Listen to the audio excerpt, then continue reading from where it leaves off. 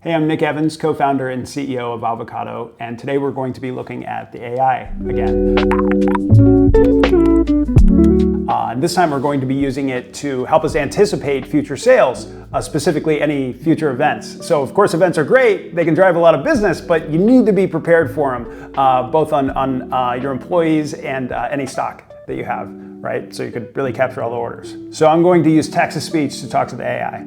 Are there any upcoming events in the next couple weeks in 94158? So our AI can search the internet, it can read multiple pages all at once, and then of course blend that, cross that against the relevance of your particular restaurant. All right, great.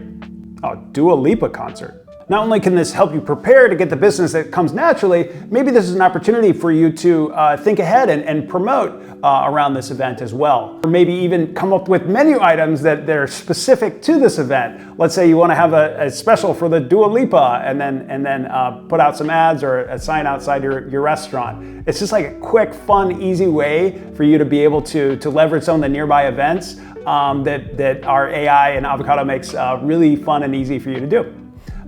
So thanks for watching. We're going to be doing a lot more of these AI examples of how to use the product. Please follow along and let us know if there are any ones that you'd like to see.